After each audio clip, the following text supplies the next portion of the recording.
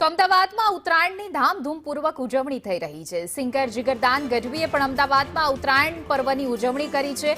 મણિનગર વિસ્તારમાં નિવાસસ્થાને તેઓ પતંગ ચગાવવા માટે ધાબા ઉપર ચડ્યા હતા। સંગીતના સૂરો સાથે પતંગ ચગાવીને આનંદ માણતા જીગરદાન ગઢવી જોવા મળી રહ્યા છે। તો અમદાવાદ મણિનગર વિસ્તારમાં તેમના નિવાસસ્થાને પરિવાર સાથે આનંદ ઉલ્લાસ સાથે જીગરદાન ગઢવી છે તે પતંગ ચગાવીને મકર સંક્રાંતિ પર્વની ઉજવણી કરી રહ્યા છે। અમદાવાદમાં ઉત્સાહનો માહોલ છે। આકાશ છે રંગબેરંગી પતંગોથી ભરાઈ ગયું છે।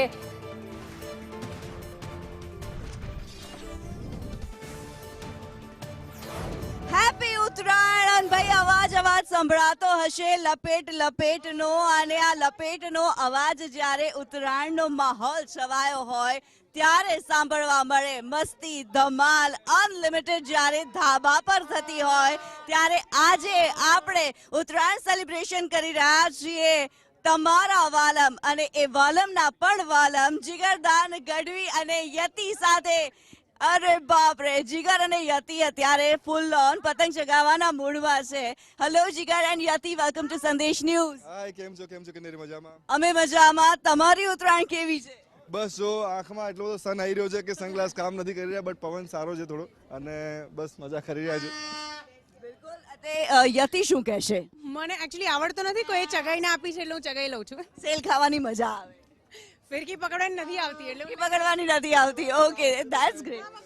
બિલકુલ। જો ભાઈ ફિરકી ગોઠવી દીધી છે અહીંયા સ્ટેન્ડની ઉપર, અને કોઈ ના ગાવે તો એકલા શું મજા આવે? આ તો બધા ચિલ્લાઈ પડે કે લપેટ એટલે મજા આવે થોડી। ઓકે। અને મતલબ જીગરને કોઈ એવો એક્સપિરિયન્સ કરાવડાવ્યો છે યાર રાયપુરની અંદર પતંગ લેવા જવાનો, એક આટલી બધી ભીડની અંદર યાર પતંગ લેવા જવાનો જે પેલો હોય છે ઉત્સાહ કે ભાઈ હું આવો પતંગ લઈશ, હું મોટો લઈશ, ચાંદેદાર લઈશ, ચીલ લઈશ, એ જે ઉત્સાહ છે જીગરને ક્યારે એક્સપિરિયન્સ કરાવ્યો છે? Not at all. ઇનફેક્ટ એને ઘરે આવી જાય છે આટલા થપ્પા, તો એ એક્સપિરિયન્સ થયો છે નહીં હજુ સુધી, પણ નેક્સ્ટ મે બી કરીશું।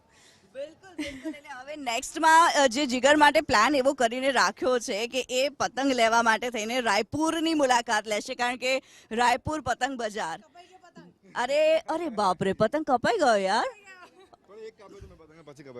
એક પતંગ કાપ્યો હતો ને પછી પતંગ કપાયો છે। બસ જો ઉત્તરાયણનો જે માહોલ છે એકદમ ફેસ્ટિવિટી વાળો માહોલ હોય, લાઇવલી માહોલ હોય, અને આ લાઇવલી માહોલને જીગર કેવી રીતે એન્જોય કરે?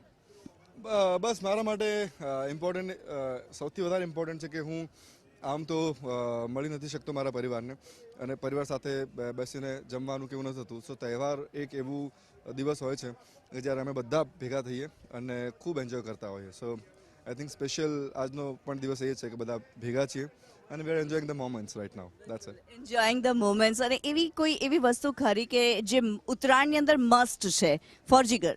ઉત્તરાયણની અંદર ચીક્કી ખાવી મારા માટે બહુ જ ઇમ્પોર્ટન્ટ છે। મારું ગળું ખરાબ થઈ શકવાની સંભાવનાઓ પણ જો સારી ચીક્કી ના આવી તો સો વી ખાસ ધ્યાન રાખતો હોય કે સારી ક્વોલિટીની ચીક્કી હાથમાં આવે, કેમ કે હું ડબ્બા બધાઈ નાખું છું। બનાવીએ હવે ઘરે બનાવવાની સ્પેશિયલી, અને made by Yati and my સાસુ, જીગરના મમ્મી। યસ, સિંગ ચીકી, તલ ચીકી આ બંને ફેવરેટ છે જીગરની। અચ્છા જીગર, મ્યુઝિકની સાથે જો ઉત્તરાયણને જોડીએ, ઘણા બધા ઉત્તરાયણના સોંગ્સ પણ તમે ગાયા છે, લપેટ પણ અમે સાંભળ્યું છે તમારા મોઢે, તો જો હો જાય? ડેફિનેટલી, એ તો ટ્રેડમાર્ક સોંગ છે લપેટ। એ ઉડે ઉડે ઉડે મન થઈ પતંગ ઉડે, એને આકાશે આંબવાના ઓરતા હોજી, ઓ જામી છે ભાઈ જામી, જંગ છાપ રે છે જામી, જરા જાગી જજો જે હોય ઘોરતા હોજી, તો બધા આવી જાઓ આ મેદાને જંગમાં, દોરી પતંગ લઈ ચિલ્લમ ચિલ્લી કરીએ રે, ખેંચ મારો રે ઢીલ છોડો રે, ગરબાના સ્ટેપ લઈ ચલો બોલો રે લપેટ। ભાઈ આમાં લપેટ તો આવી જ ગયું છે। અચ્છા જીગર, રિસન્ટલી જ હમણાં જ્યારે સોમનાથમાં તમે હતા, જે શ્રદ્ધાળુઓને જે એક્સપિરિયન્સ તમે કરાવ્યો છે બેકગ્રાઉન્ડની અંદર, જ્યારે સોમનાથનું મંદિર દેખાતું હોય અને ભોળાનાથની આરાધના કરી છે, અને ત્યારબાદ હવે આ જ્યારે સેલિબ્રેશન થઈ રહ્યું છે ઉત્તરાયણનું, ખૂબ જ નજીક ટૂંકા સમયની અંદર આ સેલિબ્રેશન છે, ત્યારે એ જે એક્સપિરિયન્સ રહ્યો છે એ કેવો હતો? અદ્ભુત। સોમનાથ સ્વાભિમાન પર્વ જે 1000 વર્ષ પૂરા થયા મંદિરને, અને એ જે એના સેલિબ્રેશનમાં એના માનમાં જે અમને લોકોને નિમંત્રણ મળ્યું ત્યાં પરફોર્મ કરવાનું, એ ભૂમિ પર, એ જગ્યા પર દાદાની જ્યાં બિરાજમાન છે સોમનાથ મહાદેવ, એ અનુભવ જ એવો હતો કે જે શબ્દોમાં વર્ણન કરી શકાય એમ છે નહીં. તમે ત્યાં બસ એવો માહોલ, અત્યારે તો સરસ મજાનું રેકોર્ડ ને બધું વસ્તુ કરી છે, મંત્રોચ્ચાર ને એવું સતત રટણ ચાલુ છે, અને એ માહોલ જાણે નવા વર્ષની શરૂઆત મારી આનાથી લખાઈ હશે અને એમના આશીર્વાદ લેવાના હશે, બાપાએ બોલાવ્યા. ઇટ વોઝ આઈ થિંક શબ્દોમાં નહીં કહી શકું શું હતું. હું એટલો બધો અહોભાવમાં હતો અને એકદમ મેડિટેટિવ ઝોનમાં હતો. મને ખબર નથી કે મારો